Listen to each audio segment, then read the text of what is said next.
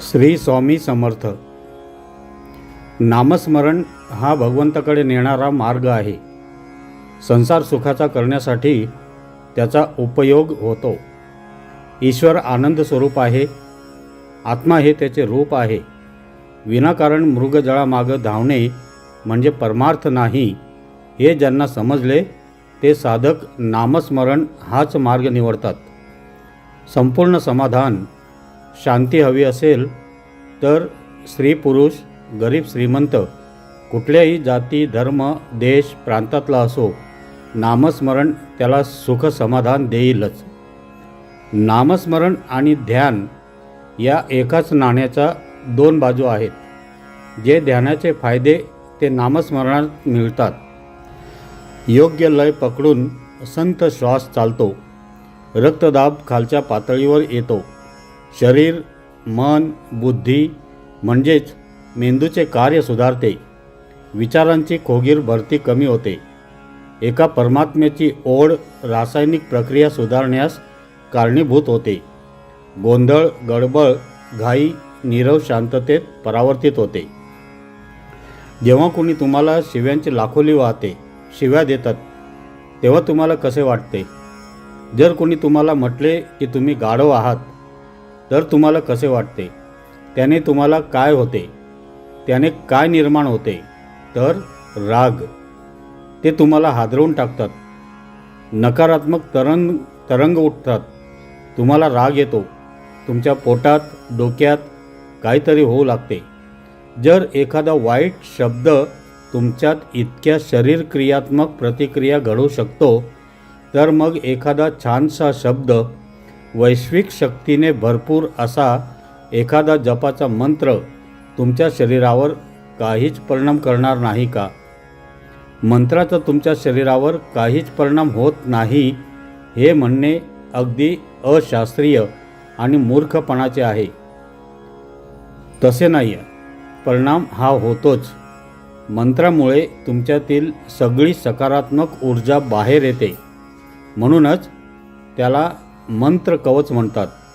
मंत्रामुळे तुमच्या भोवती एक सुरक्षा कवच तयार होते. कधीकधी तुम्हाला काही लोक भेटतात आणि तुम्हाला त्यांच्याशी बोलावेसे वाटते. तुम्हाला त्यांच्याकडून चांगले तरंग मिळत असतात.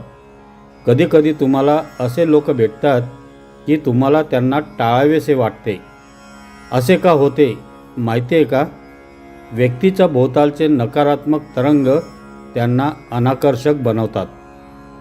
मंत्र या अनाकर्षक तरंगाला जास्त सकारात्मक आकर्षक बनवतात.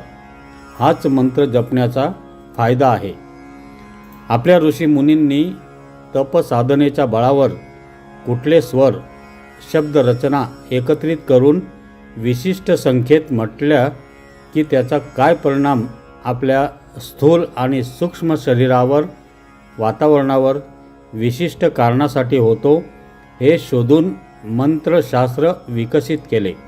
नामस्मरण किंवा एखाद्या विशिष्ट मंत्र जेव्हा आपण विशिष्ट संख्येत रोज म्हणतो तेव्हा तो तुमच्या तेजोवलयाला शुद्ध आणि स्ट्रॉंग करत राहतो. नॅचरल प्रोटेक्शन देत राहतो. आधुनिकतेच्या नावाखाली आपण नामस्मरणाकडे दुर्लक्ष करतो, पण याचे प्रचंड असे फायदे आहेत. संपूर्ण विश्व स्पंदनशील आहे. विश्वातील प्रत्येक वस्तू म्हणजेच स्पंदनाचा समूह आहे. मनुष्य हा सुद्धा स्पंदनाचा समूह आहे. पूर्वजन्मातील कर्मानुसार काही स्पंदनं लहरी शुद्ध आहेत तर बऱ्याच अंशी अशुद्ध पण आहेत. तर या व्यक्तीच्या मनात नेहमी चांगल्या वाईट विचारांचा गोंधळ उडालेला असेल तर तो क्षणात भावुक बनेल तर क्षणात क्रोधी बनेल.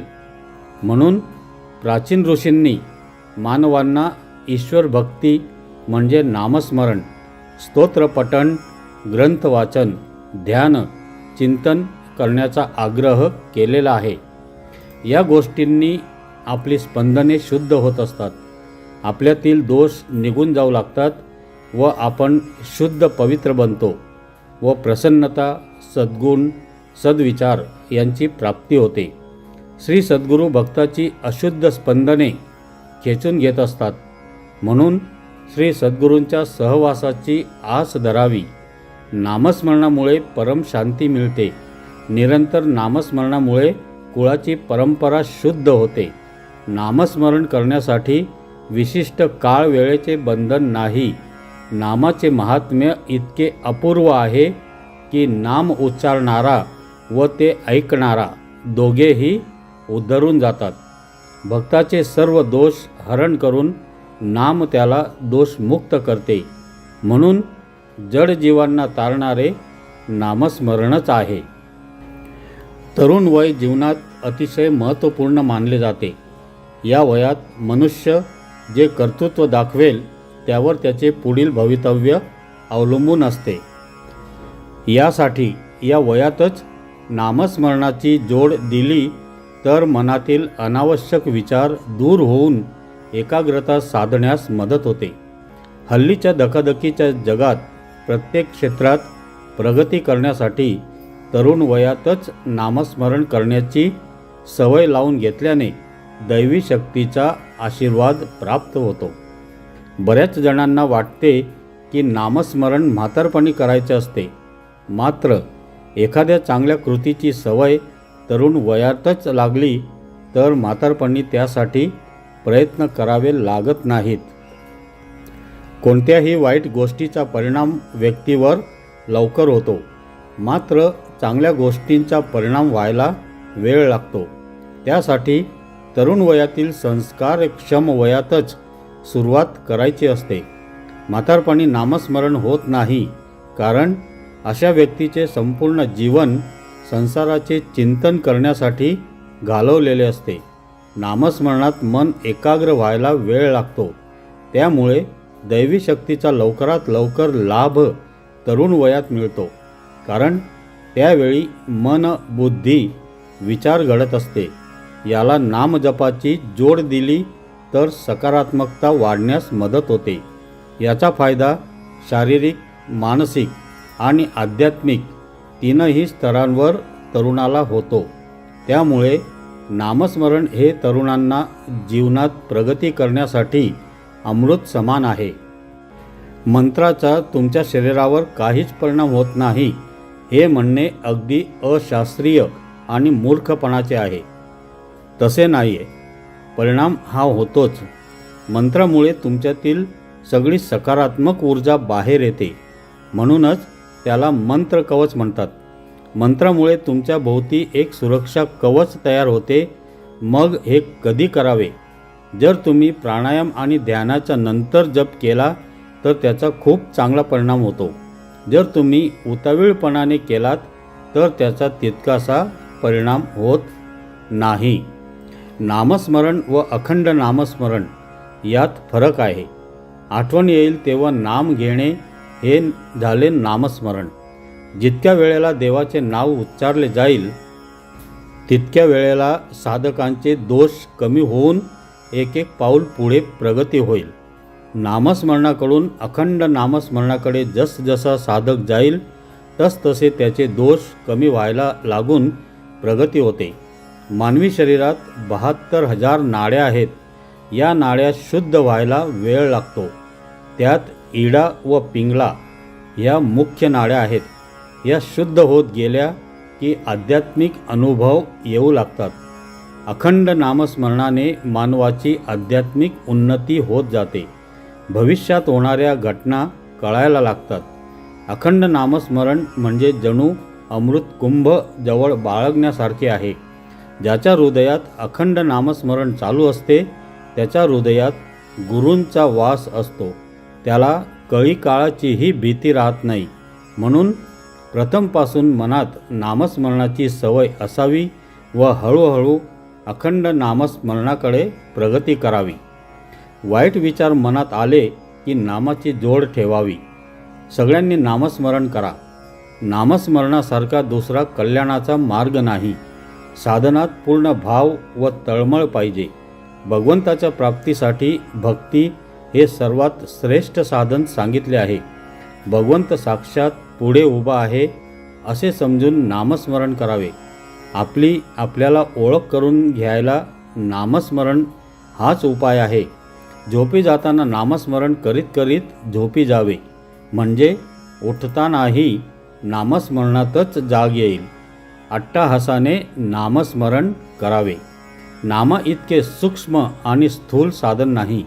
एखादी गोष्ट अगदी कळकळीने सांगायची झाली म्हणजे अगदी बेंबीच्या देठापासून आपण सांगतो असे आपण म्हणतो.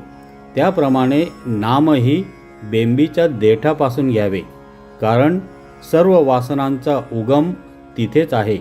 आपण नामाची वस्ती तिथे ठेवून दिली म्हणजे आपोआप वासना क्षय होईल. उगीच वरवर नामस्मरण करू नये. ते अट्टाहासाने आणि अंतःकरणपूर्वक घ्यावे. यातच खरे हित आहे. आता वासनाच मेली तर आम्ही विषय कसे भोगू याची काळजी करू नये. तरुण वयात मुलांचे विचार आणि मन स्थिर नसतात. ही स्थिरता फक्त देवाच्या नामस्मरणामुळेच प्राप्त होते. या वयात जगाचा अनुभव नसतो. कोण कधी फसवेल, पण नामस्मरणाने जीवनातील खूप समस्या सुटू शकतात. हल्लीच्या मुलांना नेट, टी व्ही, मोबाईलचे वेड लागल्यामुळे त्यांची बुद्धी स्थिर नाही. म्हणून ते बारीक सारीक गोष्टींवरून चिडचिड करतात. काही वेळेला तो राग मनात बसल्यामुळे ही मुले दुसऱ्यांचा घात करतात. पैशांसाठी व्यभिचार करतात. त्यांना जीवन नीरस वाटते. यासाठी नामस्मरणाची फार गरज आहे. चढाओढीने पैसा कमावणे हेच सध्याच्या तरुणांचे ध्येय आहे. सुखवस्तू मिळाल्यामुळे मन विचलित होऊन काही वेळा मुले वाममार्गाला जातात. कारण वाममार्गाला जाण्याचे कारण त्यांचे मन स्थिर न राहणे. मनाला स्थिर करण्यासाठी तरुण वयात नामस्मरण करायचे असते. देवाला सुंदर ताजी फुले आवडतात, तसेच प्रत्येक मुलाचे तरुण मन देवाला आवडते. तरुण वयात नामस्मरण करायचे असते, म्हणून दिवसातून एकदा तरी देवाचे नामस्मरण करावे. सर्वात मोठे तीर्थ म्हणजे नामस्मरण. नामस्मरण हा सर्व सत्कर्मांचा राजा आहे. असे हे नामस्मरण म्हणजे अक्षरशः अगणित पुण्याची कमाई करणे होय. असे हे नामस्मरण करण्यास कुठल्याही उपकरणाची किंवा उपचारांची गरज नाही. दिसायला छोटे व फळ देण्यास मोठे, अत्यंत उत्कृष्ट व उपाधिरहित असे हे पुण्यपद साधन आहे. आपले कल्याण करण्याचे विलक्षण सामर्थ्य या नामात आहे. परंतु प्रत्यक्षात मात्र हे नाम घेण्याची सुबुद्धी फारच थोड्या लोकांना होते. याचे प्रमुख कारण म्हणजे लोकांच्या या सोप्या साधनेवर विश्वास बसत नाही. नाम घेऊन काय होणार असा अजागळ प्रश्न ते विचारत राहतील, पण नाम घेऊन काय घडते हे मात्र अनुभवण्याचा प्रत्यक्ष प्रयत्न त्यांच्याकडून घडत नाही. दुसरे महत्त्वाचे कारण असे की माणसाचे मन हे मुळातच अति चंचल असल्यामुळे अशा चंचल मनात नामाची धारणा होत नाही. त्यासाठी संत संगतीत राहून अट्टाहासाने नाम घेण्याचा अभ्यास करणे आवश्यक आहे. असा अभ्यास केल्याने नाम खोल अंतर्मनात पोचते. अशा रीतीने संसार त्याग न करता उद्योगधंदा सांभाळून एका बाजूने पैशाची कमाई करणे व दुसऱ्या बाजूने इतरांना त्रास, ताप, उपद्रव किंवा दुःख न देता व नित्य नामस्मरण करून पुण्याची कमाई करणे हा संसार सुखाचा करण्याचा राजमार्ग आहे. माणसाचा जन्माचा मुख्य उद्देश भगवंत प्राप्ती आहे. त्यासाठी नामस्मरण आवश्यक आहे. म्हणून मोहमायेत न फसता नामस्मरण करावे. बहुतेक मानसिक आजारांमध्ये जप फायदेशीर ठरतो. जप केल्याने अंतर्मन शुद्ध होते. जप करून एकाग्रता वाढविणे, नामस्मरण करून आपण प्रारब्धावर विजय मिळवू शकतो. जप केल्याने पितृदोषातून उद्भवणाऱ्या समस्यासुद्धा दूर होतात. एकाग्रता वाढते, चित्त शुद्ध होते, वाचासिद्धी प्राप्त होऊ शकते. दुष्ट विचारांचा प्रभाव मनावर होत नाही. मन कायम आनंदी राहते. सदैव देवतेचे स्मरण केल्याने सर्व मनोवांछित इच्छा पूर्ण होऊ शकतात. आपण आपली भोळी भावळी भक्तीच करावी. देवाला अनन्य शरण जाऊन त्याचे नामस्मरण करीत जावे, म्हणजे सर्व काही मिळते. प्रपंचाची आवड असू नये, पण प्रपंचातल्या कर्तव्याची आवड असावी. प्रपंचातली कर्तव्य करणे हे पवित्र आहे, पण त्यामध्ये गुंतून राहणे बरे नव्हे. म्हणून आपण मनाने भगवंताचे होऊन राहावे, देवाला मानावे आणि त्याला आवडेल तेच करावे. हेच परमार्थाचे सार आहे. देह केव्हा जाईल याचा नियम नाही, म्हणून वृद्धापकाळी नामस्मरण करू असे म्हणू नये. भगवंताचा विसर हेच मोठे पाप आहे. काल झालेले आज नाही सुधारता येणार, पण चालू क्षण मात्र वाया दौडू नका. निराश कधीच होऊ नका. प्रपंच पुरा होण्याकरिता आपण मरेपर्यंत काम करतो. मग भगवंताचे होण्याकरिता, भगवंत जोडण्याकरिता थोडे कष्ट का घेऊ नयेत? भगवंताचा विसर पडणे ह्याहून दुसरे मोठे पाप नाही. देव हवा असे वाटणे ही देवाची बुद्धी आणि विषय हवा असे वाटणे ही देहाची बुद्धी. भगवंताचे नाम हे रामबाण औषधच आहे. नामाचे हे औषध सतत थेंब थेंब पोटात गेले पाहिजे. ऑफिसमध्ये सुद्धा ते आपण बरोबर घेऊन जावे. विद्वान, अडाणी, श्रीमंत, गरीब सर्वांना हे औषध सारखेच आहे. जो पथ्य सांभाळून हे औषध घेईल त्याला गुण लवकर येईल. स्वार्थाने कर्म करणे याचे नाव प्रपंच आणि निस्वार्थपणाने करणे याचे नाव परमार्थ. समाधान मिळवायचे एक अत्यंत सोपे साधन सर्व संतांनी स्वतः अनुभव घेऊन आपल्याला सांगितले आहे, आणि ते म्हणजे नामस्मरण. नाम घेत असताना इतर विचार मनात येत राहतात, अशी सर्वांचीच तक्रार आहे. आपण नाम घेत असताना या विचारांकडे दुर्लक्ष करावे. त्यांच्या पाठीमागे जाऊ नये किंवा त्यांच्याबद्दल विचार करीत वेळ फुकट घालवू नये. नामाशिवाय दुसरी इच्छा न होणे ही खरी सद्गुरूची कृपा. नाम म्हणजे भगवंताचे स्मरण. नाम म्हणजे जादूचा दिवाच. भगवंताचे नाम घेणे हे ज्ञान होण्याचेच लक्षण आहे. भगवंताकडे लक्ष लागले की आत्मज्ञान आपोआप होते. मुलांचे मन स्थिर राहिल्यामुळे जे काही वाचलेले असते ते सर्व लक्षात राहते. वाईट कर्म करायला अशा मुलांचे मन घाबरते, कारण मनात नामाची माळ जपली जाते. ही मुले वाईट कर्म करत नाहीत, त्यामुळे त्यांच्या हातून पाप घडत नाही. म्हणून ते जीवनात प्रत्येक क्षेत्रात यशस्वी होतात. नामस्मरणामुळे खूप मेहनत करायची जिद्द निर्माण होते. जीवनात कितीही वाईट प्रसंग आला तरी देव रक्षण करील ही श्रद्धा मनात निर्माण होते. त्यामुळे आत्मविश्वास वाढतो. आपला उद्धार व्हावा असे वाटत असेल तर नामस्मरण सोडू नये. आपण जे करतो ते आपल्या सद्गुरूंना आवडेल काय याचा विचार करून वागावे. आपली प्रत्येक वृत्ती भगवंताकडे जाण्यायोग्य असली पाहिजे. श्री स्वामी समर्थ या मंत्राच्या अखंड नामस्मरणामुळे लोकांना खूप जबरदस्त अनुभव येत आहेत. म्हणून आत्तापासून प्रत्येकाने श्री स्वामी समर्थ या मंत्राचं अखंड नामस्मरण करायला सुरुवात करावी आणि अनुभव घ्यावा. आपल्या वाट्याला आलेले कर्तव्य कर्म चोख बजावून नामाच्या संगतीत सदैव राहण्याचा अभ्यास करावा. परमेश्वराने आपल्याला जीभ दिलेली आहे, तिचा केवळ स्वादिष्ट अन्न खाण्यासाठी उपयोग करू नका, तर परमेश्वरी नामस्मरणासाठी उपयोग करा. नाम हे परमात्म्याचे रूप आणि स्वरूप आहे.